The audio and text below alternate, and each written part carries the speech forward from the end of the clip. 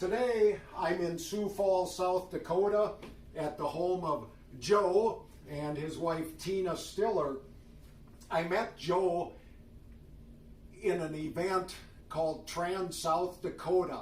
It was a 700-mile plus ride across South Dakota from Beulah, Wyoming to North Sioux City, South Dakota.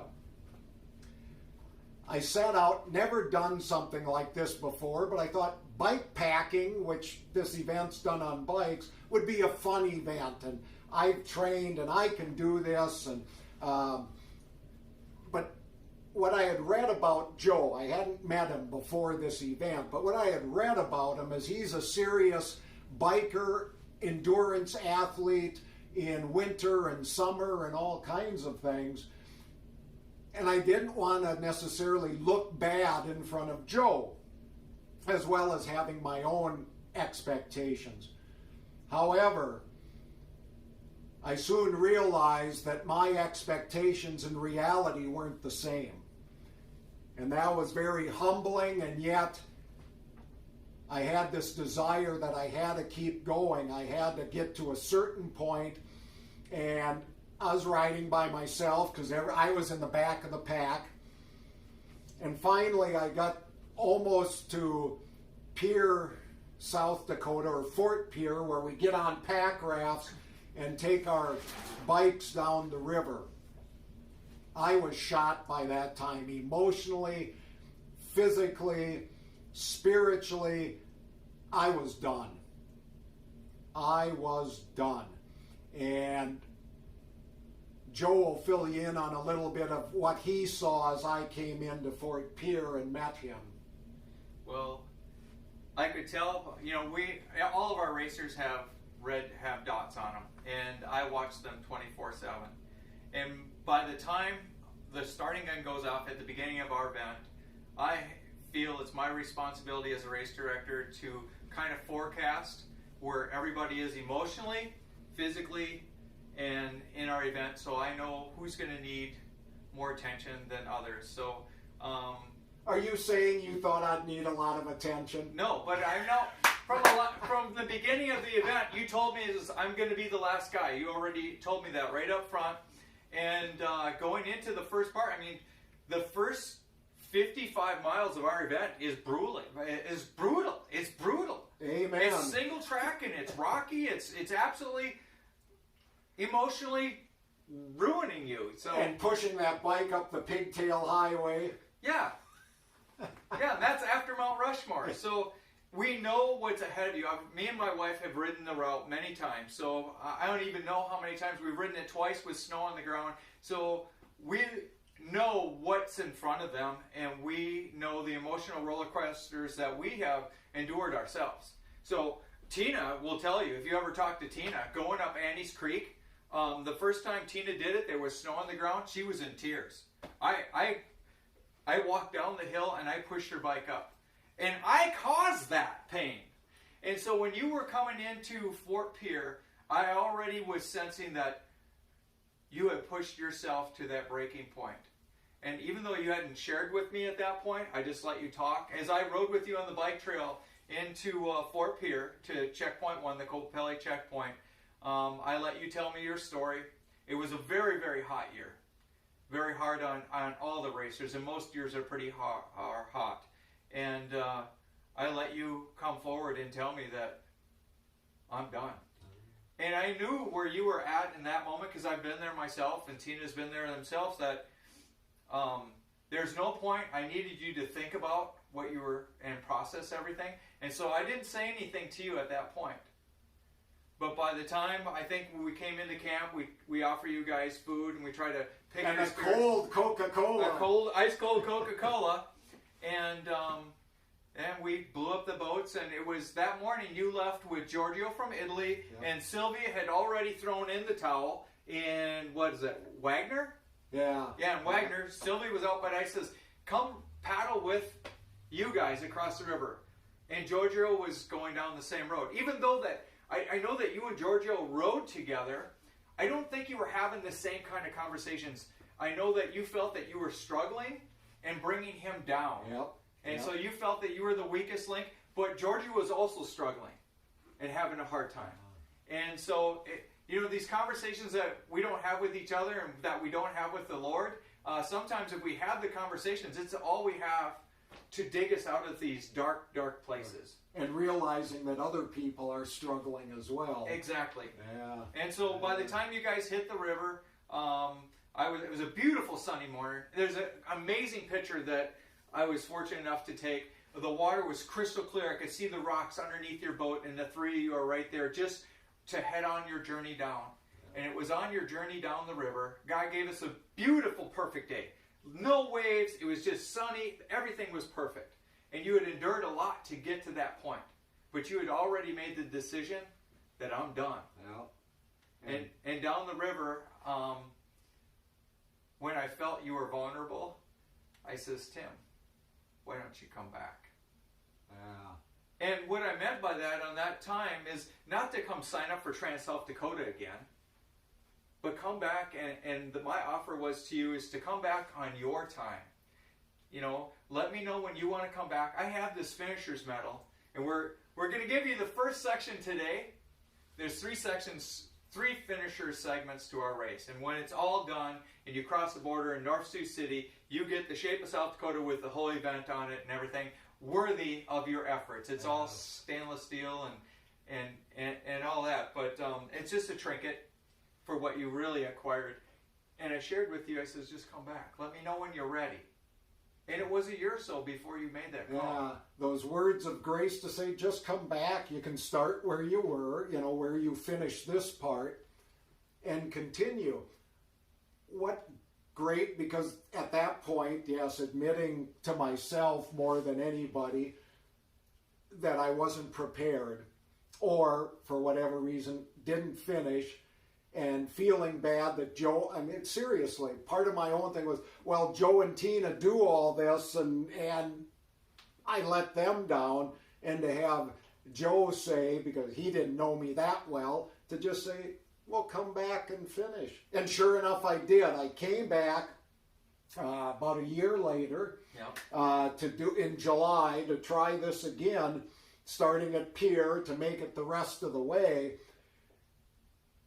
And you came with the same mindset. Same mindset, same expectation, less weight. I wasn't carrying as much stuff.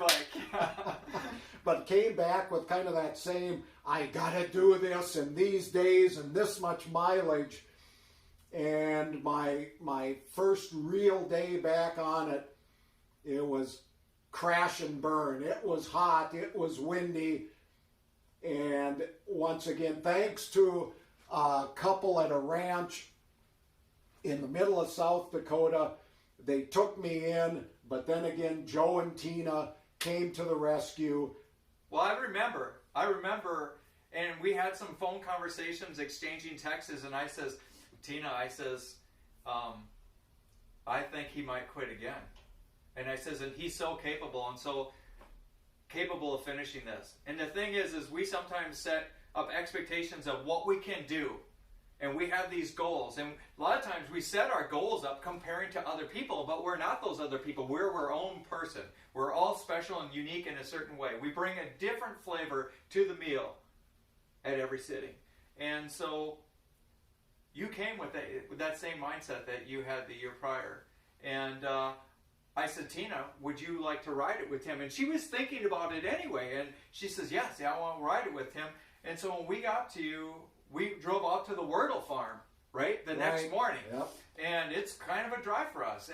And Tim told us what time he wanted to take off in the morning. And so I drove Tina out there with all her gear and her bike set up.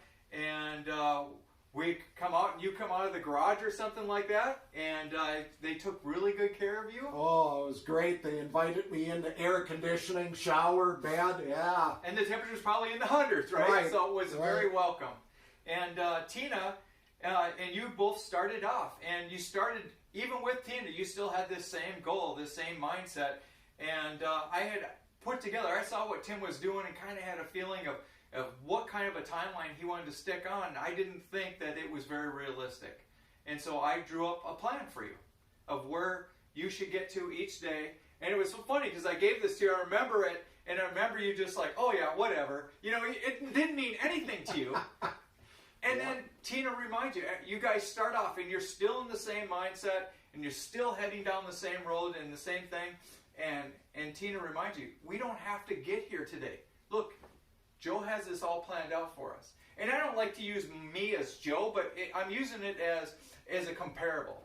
Is that we have these expectations that we set ourselves for, and we set ourselves up for failure.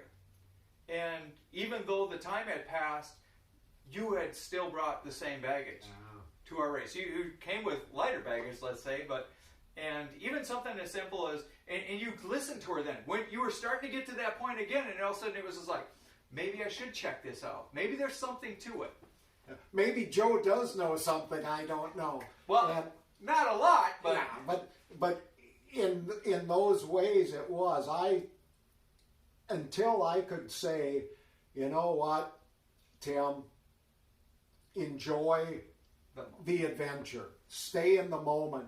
And one of the great pieces that Joe reminded me of before we started taping this was one of the things along the way, because there aren't towns and convenience stores, but there are water spigots out there. And we came to this one water spigot, Tina and I, to fuel up or refill our water bottles and other things. And Tina said, well, Tim, stick your head under there, get wet, come on. And I'm like, I'll splash a little water on my face because I don't want to overdo this. I mean, I don't want to get dripping wet and try to get back on a bike. And it's like in the hundreds. Yeah, and well, I splash water on my face and Tina says, Tim, put your head under the spigot. And I did, finally. That somebody else actually knew more than I did.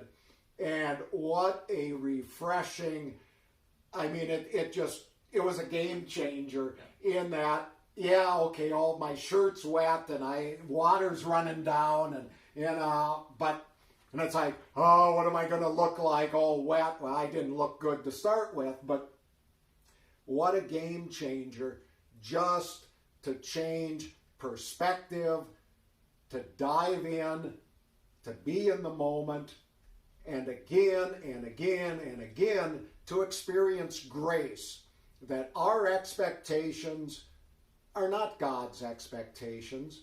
God's much more gracious than I think we give credit for. And how do we find that?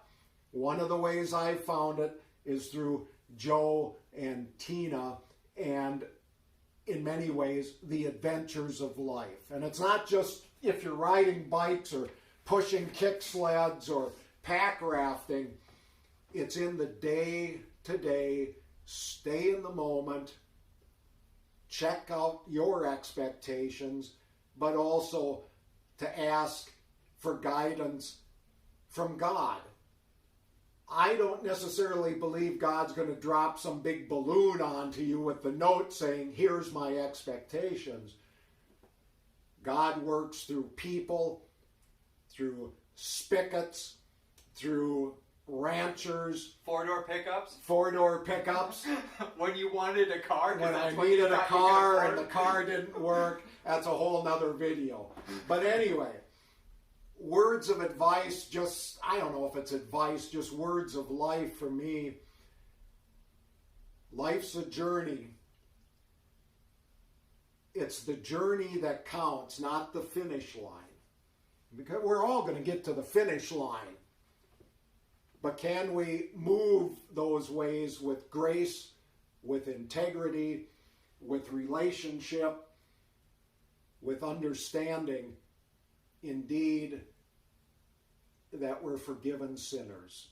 Joe has helped me do that, not just at Trans South Dakota, but in other aspects of life as this relationship continues. So, Joe, any final words? Well, I think you're selling yourself a little bit short, because Tim has always sent us thank you cards, and he's always right on top of giving us praise when you deserve more praise than we do, because you've been a guiding light in my life and in Tina's life too. So don't sell yourself short. We enjoy your videos every other week. I've shared a few of them, and I always love your messages and and I hope that this continues with you. COVID has not been a good thing for many of us, but I think it's God's way of opening up our eyes and maybe coming closer together as people, even though we're being forced to be apart. Yeah. So you coming here today means more to me than words will ever express, Tim. Yeah. And in that too, COVID is just part of the journey. And how do we live in it and through it with grace, with compassion, to stay connected even though distant. So, Joe, thank you. And I'll look forward to giving you, yes, in case you're wondering, this kick sled's going back to Moorhead, Minnesota with me to be used this winter on some great adventures. So, Joe, I'll keep you up to date on how it works. Thank you, brother. I love you. I love you too, Joe. Thank you.